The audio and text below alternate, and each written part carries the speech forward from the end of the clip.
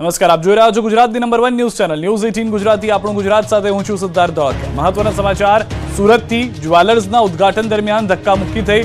રણબીર કપૂરના કાર્યક્રમમાં પડાપડી. કેટલાક બાળકો સહિત લોકો પણ નીચે પડ્યા. નાના બાળકોની ઈજા પહોંચી છે. રણબીર કપૂર પરફોર્મન્સ કર્યા વિના એરપોર્ટ રવાના. રણબીરને જોવા આવેલા લોકોના ધસારાને લીધે લોખંડના બેરિકેડ તૂટતા લોકો પડ્યા હોવાની જાણકારી મળી રહી છે. રણબીર કપૂર કે જે પરફોર્મન્સ કરવાના હતા તેઓ પરફોર્મન્સ કરવા પણ નથી રોકાયા. લાખોની સંખ્યામાં જનમેદની જાણે આવી ગઈ હોય તે પ્રમાણેની પરિસ્થિતિ જોવા મળી હતી.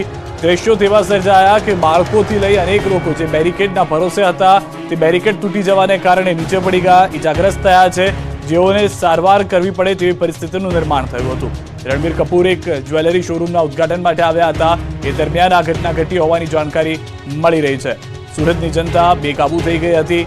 અનેક લોકો બેરિકેડ તૂટી જવાના કારણે ઇજાગ્રસ્ત થયા હોવાની પણ જાણકારી છે. ધક્કામુક્કીના જે દ્રશ્યો છે તે પણ જોવા મળ્યા છે. કેટલાક બાળકો બેરિકેડની નીચે આવી ગયા હોવાની પણ જાણકારી છે, કારણ કે જનતાની જે સંખ્યા હતી, મોટી સંખ્યામાં લોકો ઉપસ્થિત થયા હતા, તેના કારણે બેરિકેડ અને બાઉન્સર્સ રાખવા પડ્યા હોવાની પણ જાણ થઈ હતી. પરંતુ જે જાણકારી મળી રહી છે તે પ્રમાણે રણબીર કપૂર વગર પરફોર્મન્સ કરે પરત ફર્યા છે એરપોર્ટ.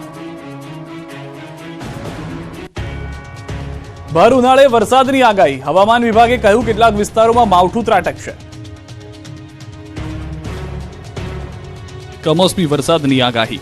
રાજ્યના કેટલાક વિસ્તારોમાં માવઠું ત્રાટકશે. ઉનાળાની કાળઝાળ ગરમી વચ્ચે હવામાન વિભાગે કમોસમી વરસાદની આગાહી કરી. રાજ્યના કેટલાક વિસ્તારોમાં ભીષણ ગરમી પડી રહી છે, તો કેટલાક વિસ્તારોમાં વાદળછાયું વાતાવરણ છે. આ દરમિયાન હવામાન વિભાગે કહ્યું કે આગામી 24 કલાકમાં રાજ્યના કેટલાક વિસ્તારોમાં છૂટોછવાયો વરસાદ થવાની સંભાવના છે. अगले 24 घंटों में जो लाइट रेन की संभावना दर्शाई गई है, उसमें दक्षिणी गुजरात के जो है कुछ डिस्ट्रिक्ट शामिल है. इसमें मुख्य तौर पे सूरत, तापी, नर्मदा, छोटा उदयपुर, दाहोद, पंचमहल तथा महिसागर जो है ये डिस्ट्रिक्ट हैं जिसमें अगले 24 घंटों में जो है छुटपुट बारिश होने की संभावना है. મહત્વનું છે કે ગત 24 કલાકમાં આણંદ, દાહોદ, વડોદરા, નર્મદા, તાપીમાં સામાન્ય વરસાદ નોંધાયો હતો. નર્મદામાં 4 મિલીમીટર સુધીનો વરસાદ નોંધાયો હતો, જ્યારે રાજકોટમાં 40.8 ડિગ્રી તાપમાન નોંધાયું હતું. જો કે આગામી 24 કલાકમાં કેટલાક વિસ્તારોમાં વાતાવરણમાં પલટો આવી શકે છે. એક જ અઠવાડિયામાં ડબલ એટેકનો ખતરો. 3 દિવસ બાદ ભારે ગરમી બાદ વરસાદની અંબાલાલે કરી આગાહી. અંબાલાલ પટેલની મોટી આગાહી. આગામી 3 દિવસ ભીષણ ગરમીનો રાઉન્ડ. મે મહિનાની શરૂઆતમાં આંધી સાથે વરસાદ. એપ્રિલ મહિનાના અંતમાં લોકો ભીષણ ગરમીનો સામનો કરી રહ્યા છે અને આગામી 3 દિવસ કાળઝાળ ગરમીથી લોકોને રાહત મળવાની નથી. રાજ્યમાં આવતીકાલથી 3 દિવસ સુધી ગરમીનો વધુ એક રાઉન્ડ શરૂ થવાની અંબાલાલે આગાહી કરી છે. જો કે જેવી ગરમીનો રાઉન્ડ પૂરો થાય તરત જ વરસાદ માટે તૈયાર રહેવું પડશે. અંબાલાલે કહ્યું કે મે મહિનાની શરૂઆતમાં પ્રી મોન્સૂન એક્ટિવિટી શરૂ થશે. આ વખતે ભારે આંધી, ગાજવીજ સાથે વરસાદ થવાની શક્યતા છે. અંબાલાલે મે મહિનાની તારીખો સાથે આગાહી કરી છે. અંબાલાલ પટેલની આગાહી મુજબ અખાત્રીજ આસપાસ પ્રી મોન્સૂન એક્ટિવિટી વધવાની શક્યતા છે. તારીખ 28 ને 29 ને 30 એપ્રિલમાં ગરમી વધવાની શક્યતા છે. મધ્ય ગુજરાતના ભાગોમાં મહત્તમ ઉષ્ણતા ભાગ 42-43 ડિગ્રી સેલ્સિયસ જેવું થવાની શક્યતા રહે છે. ગુજરાતના ભાગો, ઉત્તર ગુજરાતના ભાગો, તેમજ સૌરાષ્ટ્ર અને દક્ષિણ ગુજરાતના કેટલાક ભાગોમાં પ્રી મોન્સૂન એક્ટિવિટી થઈ શકે છે. એટલે હવે પ્રી મોન્સૂન એક્ટિવિટી આંધી વંટોળ સાથે થવાની શક્યતા રહે છે અને ગાજવીજ સાથે જવાની શક્યતા રહે છે. અંબાલાલે બનાસકાંઠા, મહેસાણા, સાબરકાંઠા, અરવલ્લી, ખેડા, પંચમહાલ, દાહોદ, મહીસાગર, વડોદરા, છોટાઉદેપુર, નર્મદા, સુરત, ડાંગ, તાપી, નવસારી, વલસાડ, દમણ, દાદરાનગર હવેલી, જામનગર અને દ્વારકા, કચ્છમાં સામાન્ય વરસાદની આગાહી કરી. તેમજ થંડરસ્ટોર્મ એક્ટિવિટીઝ પણ જોવા મળશે. આ ઉપરાંત 30 થી 40 કિલોમીટરની ઝડપે પવન પણ ફૂંકાઈ શકે છે. તો બનાસકાંઠાના થરાદમાં બારોટ સમાજના ખેડૂતે પીએમ મોદી માટે ગીત ગાયું છે. ગુજરાતનો આખા વિશ્વમાં ડંકો વગાડ્યો, બોલી અને ફરે નહીં એ આપણા પ્રધાનમંત્રી. આ હતા ગીતના શબ્દો. ભાજપનું સર્વ સમાજનું સંમેલન. આ ગીત ગાતા સભાના તમામ લોકોએ તાળીઓના ગડગડાટથી ઝીલ્યું હતું. આ સંમેલનમાં ઠાકોર સમાજના 100 લોકોએ કમળ ધારણ કર્યું અને રાજપૂત સમાજના આગેવાનોને સર્વ સમાજને મોદીને મત આપવા માટે અપીલ કરી. ખાસ વાત તો એ છે કે 2 દિવસ પહેલા જ કોંગ્રેસનું સંમેલન યોજાયું હતું અને હવે ભાજપના સંમેલનમાં ઠાકોર સમાજના આગેવાને કોંગ્રેસને આડે હાથે લીધા હતા.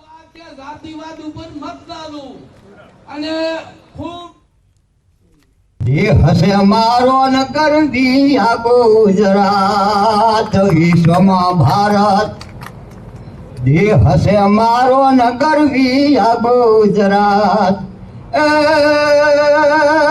દામોદર નો દીકરો ઈટો આ નરેન્દ્ર યાનું નામ હીરાબાનો હીરલો હાસો વિશ્વમાં પડે ન પાસો ભારતનો પ્રધાન બંકો વગાડ્યો છે વિશ્વમાં ડંકો આ સરદારજીનું સપનું હતું ને અખંડ ભારતનું જેમ સરદાર કેરું આ સ્વપ્ન હતું ને અખંડ ભારતનું જેમ એ ગુજરાતનો આ ગૌરવ ધારી આ કયા કમ તમામ બોલીને બીજો ન બોલે અને તો નવસારીના લગ્ન પ્રસંગમાં રાજકીય માહોલ જોવા મળ્યો અને વાસદા ટાઉનમાં લગ્ન પ્રસંગ પૂર્વે યોજાયેલા સંગીત કાર્યક્રમમાં ધવલ પટેલના ગીતો પર લોકો ઝૂમી ઉઠ્યા. એક જ ચાલે ધવલ પટેલ જ ચાલેના ગીતો પર લોકો નાચ્યા હતા. વાસદામાં જુદા જુદા પ્રસંગમાં બંને રાજકીય પાર્ટીના ડીજેના તાલે ગીતો વગાડી મતદારો સુધી પહોંચવાનો પ્રયાસ થઈ રહ્યો છે.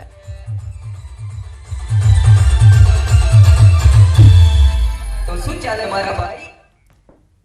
તો સમાચારોમાં હાલ સમય થયો છે વિરામનો.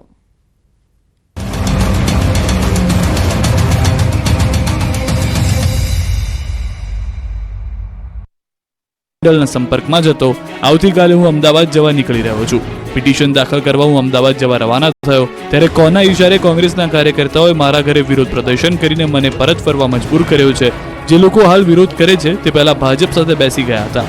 પ્રતાપ દુધાત પર આરોપ કરતા જણાવ્યું કે મેં અનેક વખત ફોન કરીને કહ્યું હતું કે મારા ફોર્મ ભરવામાં તમે હાજરી આપજો. ત્યારે પ્રતાપ દુધાત મારી સાથે આવ્યા નહોતા અને ફોન પણ ઉપાડતા નહોતા. આ ઉપરાંત તેમણે કહ્યું કે હું એક પણ નિવેદન એવું નહીં આપું જેનાથી મારી કોંગ્રેસ પાર્ટીને નુકસાન થાય. આ બધું થયું હોવા છતાં હું કોંગ્રેસનો સૈનિક છું અને રહેવાનો છું.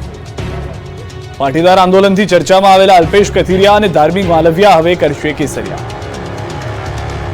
જાણે કે સુરત પાસ બની ગયો છે પોલિટિક્સનો અખાડો. સમાજના નામે રાજકીય રોટલા શીખવાની હોડ લાગી છે. પહેલા કોંગ્રેસ સાથે દાવપેચ રમી નિલેશ કુંભાણી ગાયબ થયા તો હવે અલ્પેશ કથિરિયા અને ધાર્મિક માલવિયા પક્ષ પલટો કરશે. જી હા, પાટીદાર આંદોલનથી ચર્ચામાં આવેલા અલ્પેશ કથિરિયા અને ધાર્મિક માલવિયા CR પાટીલના હસ્તે કેસરિયા કરશે.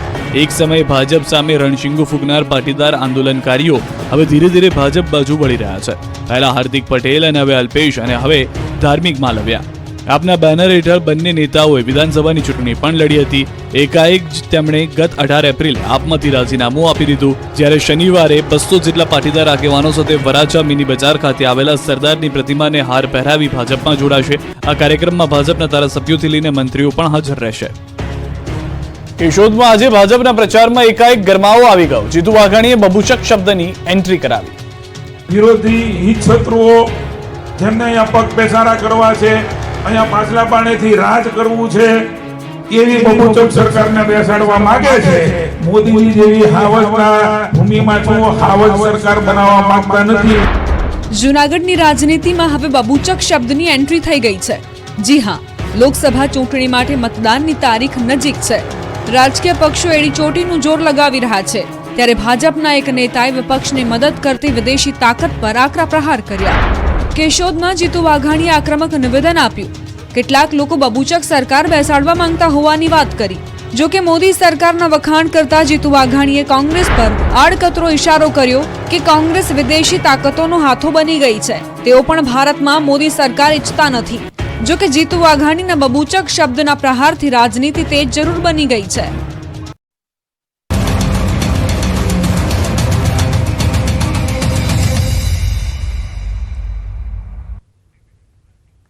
Welcome back. નજર કરીએ અન્ય સમાચારો પર તો અમેરિકામાં અકસ્માતમાં 3 ગુજરાતીઓના મોત નિપજ્યા છે. મૂળ આણંદના બોરસ તાલુકાના ગામોના રહેવાસી 3 મહિલાના મોત નિપજ્યા છે.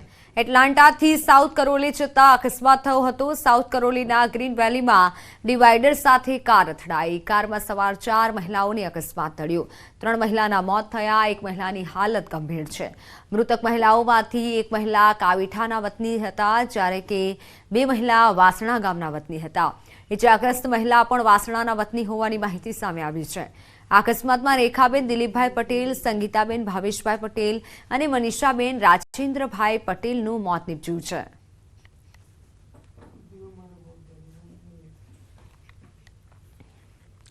અમદાવાદના વસ્ત્રાપુરમાં આવેલા ભરવાડવાસમાં થયેલ જૂથ અથડામણનો મામલો. પોલીસે 4 આરોપીઓની ધરપકડ કરી છે. બે જૂથ વચ્ચે અથડામણમાં પોલીસે હત્યાનો ગુનો દાખલ કરી કાર્યવાહી કરી છે. પોલીસ ફરિયાદ મુજબ આમંત્રણ પત્રિકામાં નામ લખવાને લઈને બે જૂથ આમને સામને આવી ગયા હતા. પોલીસે આ ગુનામાં સીસીટીવી ફૂટેજના આધારે વધુ તપાસ શરૂ કરી છે અને અન્ય આરોપીઓને પકડવા માટેની તજવીજ શરૂ કરી છે. કુલ બંને ગુનામાંથી 14 આરોપી વિરુદ્ધની સામસામે ફરિયાદ હતી. એમાંથી 4 આરોપી જે મર્ડરના ગુનામાં જે ફરિયાદ દાખલ થઈ હતી એમાં 4 આરોપી પકડવામાં આવ્યા છે અને આઈઓ દ્વારા વધુ તપાસ હાલ જારી છે. હા, એ વાત ખરી છે કે પીઆઈ જે કે ભરવાડનું નામ છે. હાલ તપાસ ચાલુ છે. આઈઓ આ બાબતે ઊંડાણપૂર્વક તપાસ કરી રહ્યા છે અને કોઈ ફળદાયક હકીકત હશે તો આપનું ધ્યાન દોરવામાં આવશે. તો જૂનાગઢમાં દુકાનદાર અને ગ્રાહક વચ્ચે મારામારી થઈ. એમજી રોડ પર જાહેરમાં મારામારીના દ્રશ્યો સામે આવ્યા. ગ્રાહકે કુલર ખરીદ્યા બાદ સારું ચાલતું ન હોવાથી બબાલ કરી. મારામારીની આ સમગ્ર ઘટના સીસીટીવીમાં કેદ થઈ.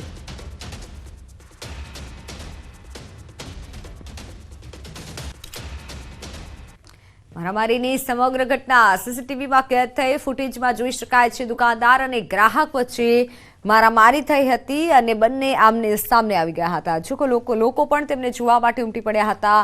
કુલર ખરીદ્યા બાદ સારું ચાલતું ન હોવાથી આ બબાલ થઈ હોય તેવું પ્રાથમિક તપાસમાં સામે આવ્યું છે. આ ઘટના છે જૂનાગઢની. હાલ તો પોલીસે ફૂટેજના આધારે તપાસ હાથ ધરી છે.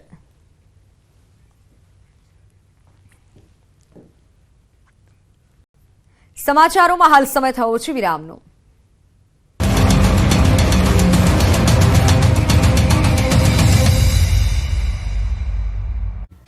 રાજ્યમાં અગન વર્ષા વરસી રહી છે. હવામાન વિભાગે પણ ભારે ગરમીની આગાહી